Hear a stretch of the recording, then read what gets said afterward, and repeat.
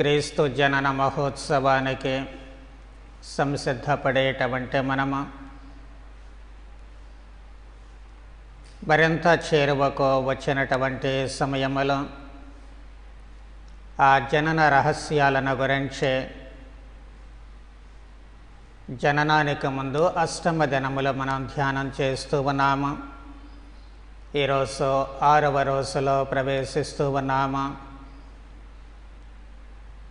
ప్రభువు గోత్రము వంశము అబ్రహాము గోత్రము దావీదు వంశములో నుంచే ప్రభువు వస్తున్నారు అని, ఆ వంశములో మానవత్వము పరిమళిస్తుంది, అది జోజప్ప గారిలో కనిపిస్తుంది అని, అలా నీతిమంతులుగా జీవించినటువంటి వారికి అసాధ్యం సుసాధ్యంగా దేవుడు మారుస్తారు అన్న వంశాన్ని, అదే సందర్భములో మనిషిలో ఉండే అనర్హతను తీసివేసి ఆ మనిషిని అర్హతకు గురి చేస్తారు అని, తద్వారా మనిషిలో ఆనందము పెళ్ళుబుగుతుంది అని ఇప్పటి వరకు ధ్యానము చేశాము. ఈ భగవత్ కటాక్షము మనిషి అనుభవానికి వచ్చినప్పుడు ఆ మనిషిలో ఉన్నటువంటి ఆనందము పొంగి పొరలి వెల్లువలై ఏ విధముగా పారుతుంది అనేది ఈనాటి మరియ తల్లి స్తోత్ర గీతములో మనకు స్పష్టమవుతూ ఉంటుంది.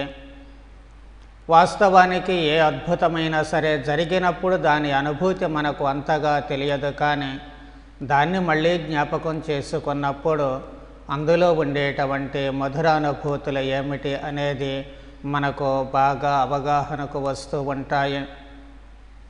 అందుకే మరియ తల్లి ఎలిజబెతమ్మను సందర్శించినప్పుడు స్తోత్రగీతాన్ని పాడారు, కానీ అసలు దేవదూత తనకు చెప్పి అమ్మా నీవు దేవుని తల్లి అవుతావు అన్నప్పుడు ఆమె స్తోత్రగీతాన్ని ఆనందగీతాన్ని పాడలేకపోతూ ఉన్నారు.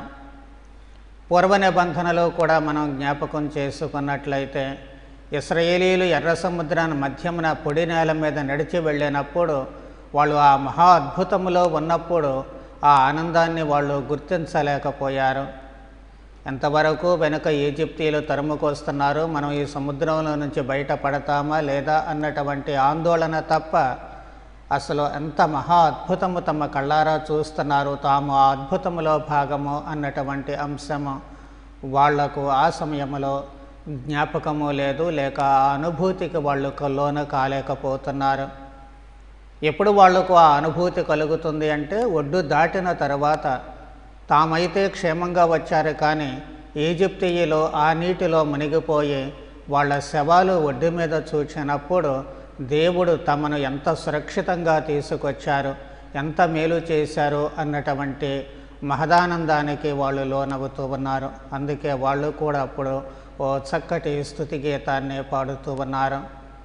ఇప్పుడు మరియ తల్లి కూడా అదే, తన జీవితము అటా ఇటా కత్తి మీద సాములా మారినటువంటి ఆ క్షణాలలో ఏమవుతుంది అనేటువంటి భయాందోళనలు తనను చుట్టుముట్టినప్పుడు ఏం చేయాలో పాలుపోనటువంటి సమయంలో దేవునిపై భారము వేసి దేవునిపై ఉన్నటువంటి విశ్వాసముతో ధైర్యంతో ముందుకు కదిలిందే కానీ ఆమెలో వాస్తవానికి సంతోషము అణుమాత్రము కూడా మనకు కనిపించదు. కానీ ఆ ఆనందము వెల్లువలై పారింది ఎప్పుడు అంటే ఈ ఎలిజబెతమ్మ ఎప్పుడైతే నా ప్రభువు తల్లి నా వద్దకు వచ్చుట నాకెలాగూ ప్రాప్తించాను, స్త్రీలందరిలో నీవు ధన్యురాలవు, నీ గర్భములో ఉన్నటువంటి ఫలము కూడా దీవించబడినది అని ఎప్పుడైతే చెబుతూ ఉందో, ఏమీ తెలియనటువంటి ఎలిజబెతమ్మ, ఎక్కడో ఉన్నటువంటి ఎలిజబెతమ్మ తనలో జరిగినటువంటి అద్భుతాన్ని గురించి మాట్లాడినప్పుడు ఆమెకు ఆనందము కట్టలు తెంచుకుంటూ ఉంటుంది. ఆ ఆనందానుభూతిని తాను అప్పుడు పొందుతూ ఉంటుంది. ఆ గొప్ప మధురానుభూతికి ఫలితమే మరియ తల్లి పాడినటువంటి ఆ స్తోత్ర గీతము. ఇక్కడ మనం గుర్తించాల్సినటువంటి మరొక అంశము, ఏదో కాకతాళీయంగా దేవుడు చేసినటువంటి అద్భుతం అనుభవానికి వచ్చింది కాబట్టి కేవలము దేవుడికి స్తోత్రం చేయడం మాత్రమే కాదు, కానీ మరియ తల్లి స్తోత్ర గీతములో ఆమెకు ఉన్నటువంటి వేద గ్రంథ పరిజ్ఞానము కనిపిస్తూ ఉంటుంది. పవిత్ర గ్రంథము ఎడల అప్పటి వరకు ఆమెకున్నటువంటి శ్రద్ధ అవగాహన ఈ స్తుతి గీతములో తేటతెల్లమవుతూ ఉంటుంది. ఈ రోజులంటే మనం పాటలు పాడుకునేటప్పుడు ఏవేవో పిచ్చి కవిత్వాలు పెట్టి పాడుతూ ఉంటాము. కానీ వాస్తవానికి ఆ భావము వేదగ్రంథ భావనను జొప్పించి ఈ స్తుతి గీతాలు పాడడము కొంచెము ఈ రోజుల్లో తక్కువ అవుతూ ఉంటుంది.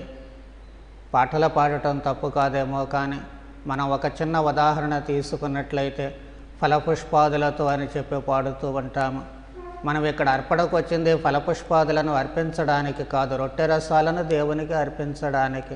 ఆ భావం తీసివేస్తూ ఉన్నాము. కవిత్వాన్ని జొప్పించాలి అంటే జొప్పించుకోవచ్చేమో, కానీ భావగర్భితమైనటువంటి కవిత్వాన్ని జొప్పించుకోవాలి తప్ప వేరువేరు మాటలు పెట్టినప్పుడు అసలు భావం ప్రక్కకు పోతూ ఉంటుంది. తద్వారా మనకున్నటువంటి వేదగ్రంథ పరిజ్ఞానము మన ఆరాధనలో వినియోగించుకోలేనటువంటి పరిస్థితి ఏర్పడుతూ ఉంటుంది.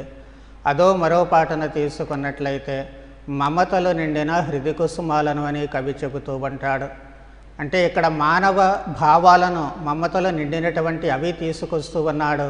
అలాగే ఈ పుష్పాలను తీసుకొస్తూ ఉన్నాడు. కానీ ఆ పుష్పాలు ఏమిటి? హృదయాలే అర్పిస్తున్నాము అని చెప్పి అంటూ ఉన్నాడు. కాబట్టి ఈ విధముగా మనము ఈ పవిత్ర గ్రంథాన్ని మన స్తుతి గీతాలలో జొప్పించుకున్నట్లయితే మనకు ఉన్నటువంటి ఈ పవిత్ర గ్రంథ జ్ఞానము పెరుగుతూ ఉంటుంది. తద్వారా దేవుణ్ణి సరి అయినటువంటి విధంగా స్తుతించడానికి అవకాశం కలుగుతూ ఉంటుంది. అందుకే మరియ తల్లి పాడినటువంటి ఈ స్తుతి గీతాన్ని గురువులు మఠవాసులు ఖచ్చితంగా ప్రతిరోజు కూడా తమ సాయంకాలపు ప్రార్థనలలో వినియోగించుకుంటూ ఉంటారు. రోజంతా గడిపిన తర్వాత దేవుడు ఆ జీవితంలో చేసినటువంటి ఆ రోజు చేసినటువంటి మేలులను జ్ఞాపకం చేసుకుంటూ మరియ తల్లితో కలిసి భగవంతునికి ఆనందముతో కృతజ్ఞత తెలపాలి అన్నటువంటిది దాని వాస్తవ భావము. మరియ తల్లి పాడినటువంటి ఈ స్తుతి గీతములో భగవత్ కటాక్షము ద్వారా వచ్చినటువంటి వాగ్దాన ఫలాలు మనము చూస్తూ ఉన్నాము.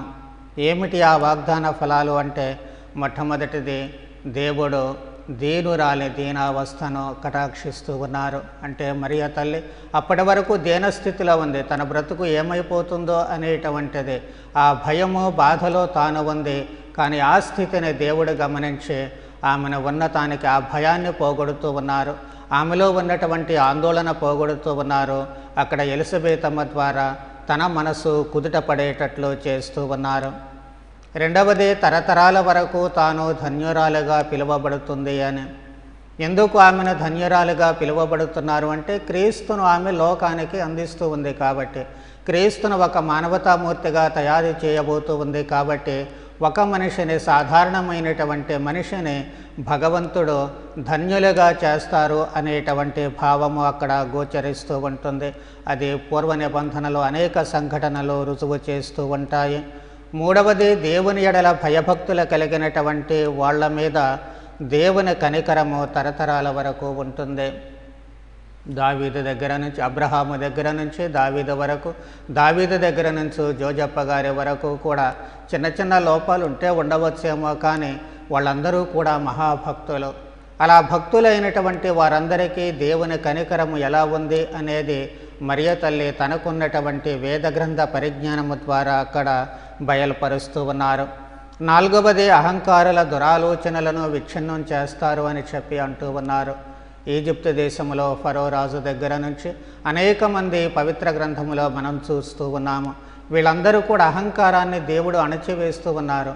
చివరకు జెరికో కోట గోడలను కూర్చి అక్కడ వారి అహంకారాన్ని అణచివేస్తూ ఉన్నారు. కాబట్టి దేవుడు అహంకారులను ఎప్పుడూ కూడా చేరదీయరు, వాళ్ళ అహంకారాన్ని అణగదొరుకుతారు అని చెప్పి మరియ తల్లి చెబుతూ ఉన్నారు. ఐదవదిగా, అధిపతులను ఆసనముల నుండి పడద్రోస్తారు అని.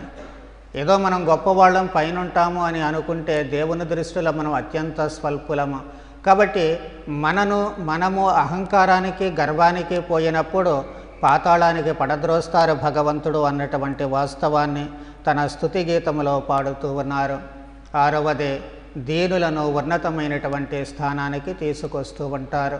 అందుకే ప్రభువు కూడా ఈ హెబ్రేయులకు వ్రాయబడినటువంటి లేఖలో ప్రభువుని గురించి చెబుతూ ఆయనలో ఉన్నటువంటి దీనత్వాన్ని బయటకు తీసుకొస్తూ ఉన్నారు. ఆయన దీనత్వముతో ఉన్నారు కాబట్టి దేవుడు ఆయనను హెచ్చించి అన్ని నామముల కంటే ఉన్నతమైనటువంటి నామాన్ని ఆయనకు ప్రసాదించారు అని చెప్పబడుతూ ఉంటుంది.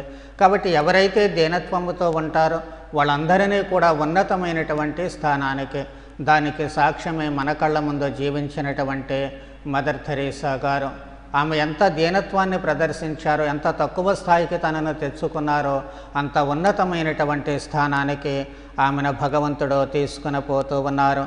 7వది, ఆకలి కొన్న వారికి తృప్తి కలిగిస్తూ ఉంటారు. ఎవరెవరైతే ఆకలి బాధలు పడుతూ ఉంటారో వాళ్ళందరికీ కూడా దేవుడు తప్పనిసరిగా ఏదో ఒక మార్గము ద్వారా వారికి భోజన సదుపాయాలు, వారి ఆకలి తీరేటట్లుగా చేస్తూ ఉంటారు. కొన్నిసార్లు మనకు పరస్పర విరుద్ధంగా కనిపిస్తూ ఉండవచ్చు, కానీ ఖచ్చితంగా వాళ్ళు మనం జీవిస్తున్నాము, రోడ్డు మీద అడుక్కునే వాళ్ళు జీవిస్తున్నారు. వాళ్ళేమి ఆకలి బాధలతో చచ్చిపోవట్లే. మనం ఎప్పుడూ గమనించినట్లయితే వాళ్ళ స్థితి అంత హీనంగా ఉందని మనం అనుకుంటాం, కానీ కాదు, మన స్థితి వాళ్ళకంటే అధ్వాన్నంగా ఉంటుంది. మనము ఉండడానికి అన్నీ ఉన్నాయి, తినడానికి అన్నీ ఉన్నాయి, కావలసినటువంటివి అన్నీ ఉన్నాయి, కానీ వాళ్ళకున్న ఆరోగ్యం మనకు లేదు ఎప్పుడూ కూడాను. మనకు మందులు లేకపోతే పూట గడవదు, వాళ్ళకు మందులతో అవసరం లేకుండా పూట గడుస్తూ ఉంటుంది. మనకు అన్ని సౌకర్యాలు లేకపోతే కంటి మీద కునుకు పట్టదు, వాళ్ళకు ఏ సౌకర్యాలు లేకపోయినా రోడ్డు మీద హాయిగా నిద్రపోతూ ఉంటారు. వాళ్ళకి మనకి ఉన్నటువంటి అత్యంత ప్రధానమైనటువంటి తేడా అది. కాబట్టి అవసర బాధితులకు దేవుడు ఎంత శ్రద్ధ తీసుకుంటారు, వారికి అవసరమైనటువంటివి ఏ విధంగా రక్షణను కల్పిస్తారు అనేటువంటిది మన జీవితంలో చాలా స్పష్టమవుతూ ఉంటుంది. 8వది, చివరిగా, సంపన్నులను వట్టి చేతులతో పంపివేస్తారు అని. మాకంతా ఉంది అనుకున్నటువంటి వాళ్లకు ఎందుకు పనికి రాకుండా పోతూ ఉంటుంది. అందుకే అలెగ్జాండర్ చనిపోయినప్పుడు ఆయనే స్వయంగా కోరుతూ ఉన్నారు తన చేతుల్ని ఆ వాటికకు బయట పెట్టమని, ఖాళీ చేతులు. ఎందుకంటే ఎంత సంపాదించినా ఏమీ లేదు, వట్టి చేతులతోటే పోతున్నాను అని చెప్పి ఆయన ప్రపంచానికి చాటి చెప్పాలి అనుకున్నారు. ప్రపంచాధినేత, ప్రపంచాన్ని జయించినటువంటి మనిషి చివరకు వట్టి చేతులతోటే వెళుతూ ఉన్నారు. అది దేవుని యొక్క కార్యాలు. కాబట్టి మరియ తల్లి పాడినటువంటి ఈ స్తుతిగీతములో మానవ చరిత్రే మనకు కనిపిస్తూ ఉంటుంది. పవిత్ర గ్రంథము యొక్క సారాంశము ఆమె ప్రార్థనలో మనకు కనిపిస్తూ ఉంటుంది. ఇది మనకు మాతృక. మనము చేసేటువంటి ఏ ప్రార్థన అయినా సరే వట్టి మాటలతో కాకుండా, వ్యర్థ పదాలతో కాకుండా, బైబిల్ గ్రంథాన్ని లేక మన రక్షణ చరిత్రను ఆధారం చేసుకుని మనము మన మనస్సులను భగవంతుని వైపుకు మళ్ళించినట్లయితే ప్రార్థన దేవునితో ఏకత్వం చేసేది. కాబట్టి ఒకసారి దేవునితో ఏకమైతే మనకేం కావాలి అని మనం అడగాల్సినటువంటి అవసరం లేదు. మన అవసరాలు గుర్తించినటువంటి దేవుడే తనలో ఐక్యమైనటువంటి మన అవసరాలను ఖచ్చితంగా తీరుస్తారు, మన అవసరాలన్నీ నెరవేరుస్తూ ఉంటారు. మరియ తల్లి మాదిరిగా మన జీవితాలు ధన్యం కావడానికి అవకాశం కలుగుతూ ఉంటుంది. కాబట్టి క్రీస్తు జయంతికి అత్యంత సమీపంలో ఉన్నటువంటి మనము ఒకటి బైబిల్ గ్రంథ పరిజ్ఞానాన్ని ఎప్పటికప్పుడు పెంచుకోవడము, అలాగే దేవుడు మనకు చేసినటువంటి ఆ మేలులను మనము ఎప్పటికప్పుడు మన అనుభవానికి అనుభూతి చెందుతూ అనుభవానికి తెచ్చుకుంటూ తద్వారా భగవంతునికి స్తుతిగీతాలు పాడగలిగినటువంటి మంచి మనస్సు, ఆ స్తుతిగీతాలతోటే ప్రభువుని మన జీవితాలలోకి ఆహ్వానించేటువంటి భాగ్యాన్ని ప్రసాదించమని ప్రార్థన చేద్దాం. పితా పుత్ర పవిత్రాత్మ నామమున.